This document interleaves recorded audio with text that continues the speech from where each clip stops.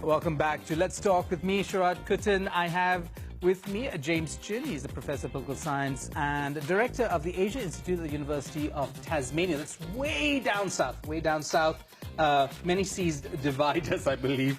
But there's, and you were mentioning earlier, the physical fact, I mean, the geographical fact of two separate territories. And in some sense, maybe even an effective divide of people in the peninsula not really understanding the feelings of people in Sabah and Sarawak, and perhaps vice versa.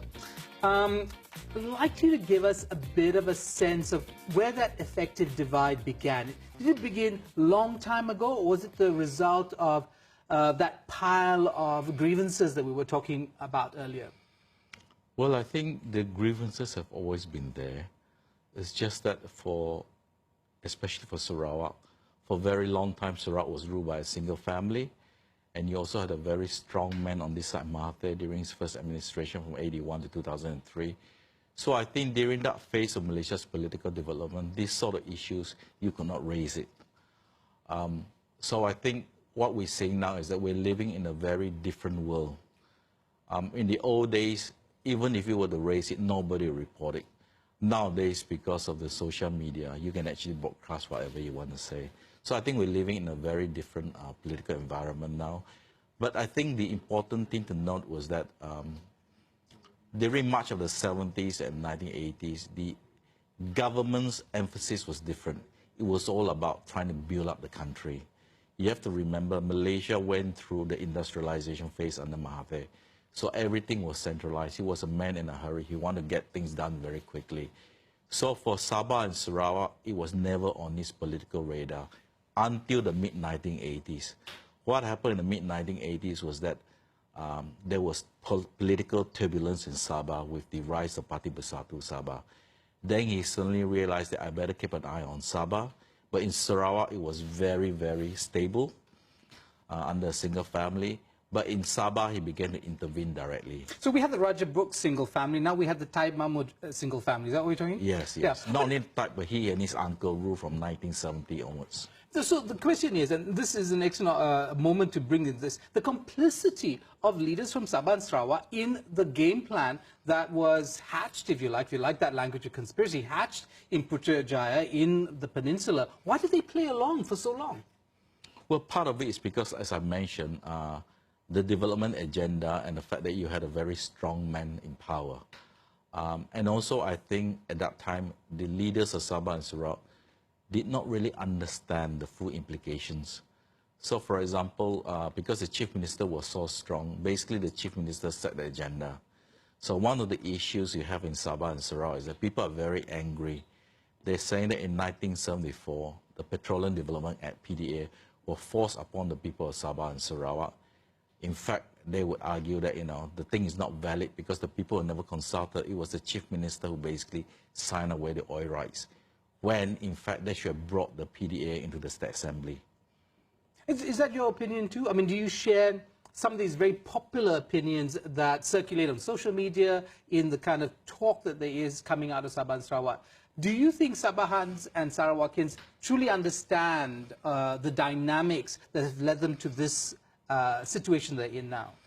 I think the overwhelming majority of people in Sabah and Sarawak do not understand the fine details, but I think a lot of the historical grievances are real.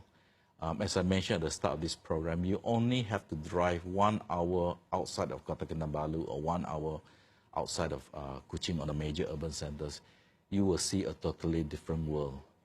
And I think whether you like it or not, the reality is that for the interiors of Sabah and Sarawak, the so-called Malaysian development process has totally bypassed them.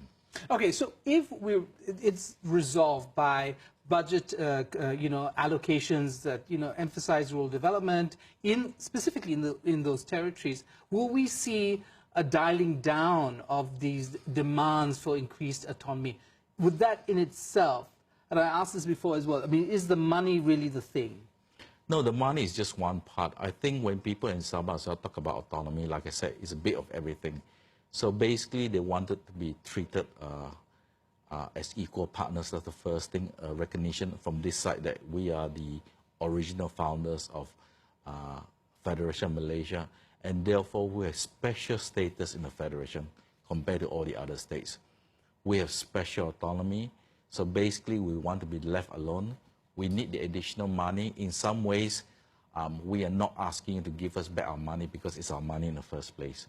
And we want to develop our state according to what we think the state should look like, rather than exporting the model from Peninsular Malaysia to Sabah and Sarawak. Is that what was envisaged by the people, all the stakeholders involved in the creation of Malaysia? There was Singapore, there was Sabah, there was Sarawak, there was, of course, the Malayan government, and also the British and other imperial powers that must have agreed to the creation of this new nation. Well, I think you have to understand that at that time, the world was very, very different. Internally, I think there was a great push on Tunku to create a larger federation, and I think the British did influence him. But I think from the British side, there were two things happening at the international stage that forced them to try to pull all the colonies together. One, of course, you have to remember at the end of the Second World War, there was tremendous pressure into the decolonization process. That's the first thing. The Americans were really pushing the British to get out of the world. The second thing was that you have to remember at that time it was basically the era of the Cold War. So for the British, again, it's a very rational thing. They look at this part of the world. What are the territories they are controlling? Malaya, Singapore, Brunei, North Borneo, and Sarawak. Instead of letting each of these territories become independent, or you might end up with 5 countries, it's very messy. And this country will probably fall because of the Cold War. So it's better to pull them together into a single federation, easier to protect. And you have to remember, by this time, right, Malaya was already self-governing, Singapore self-governing, and those leaders were very clearly pro-British. Now, okay, was there also a racial or ethnic calculus in this? The idea that the Federation of Malaya and Singapore joining it would have actually created a much more, they say, unstable mix because the Chinese population would have overwhelmed the native population. So in some ways, they needed Sabah and Sarawak to balance natives against non-natives. Sure. All those, like I said, are part of the internal calculation. There were also some other calculations, but at the end of the day, it is my personal belief that the British actually pushed for this, and if the British had not agreed to form this Federation of Malaysia, it would not have happened. So basically, the British played the largest role. Could it have been good for Sabah and Sarawak? In your estimation, what were the real options for those territories at that point in history? Was the Federation their best option? It's difficult to say because you're talking about hypotheticals. I think you can talk about it, but I don't think anybody will really know. What we do know was that the people of Sabah and Sarawak, the majority of people in Sabah and Sarawak, did not fully understand the concept of the Federation of Malaysia. And here I'm especially talking about the indigenous population. By and large, they went along with whatever the British government wanted. And if you look at the historical paperwork, it's very, very clear the British governors of Sarawak and the British governor of North Borneo, plus the civil service, play a very, very important role in mobilizing indigenous support for the proposed Federation of Malaysia. And what was their main message to the native population? Why were they able to win the argument at that point? Because if you live under colonial rule, whatever the white master wanted, you just go along with it. It's as simple as that. Okay. We'll be back with a deeper look at the budget and what it's saying about this current government's view of Sabah and Sarawak and that particular problem of their demand for more autonomy. Stay tuned to Let's Talk with me, Sharad Kuttan.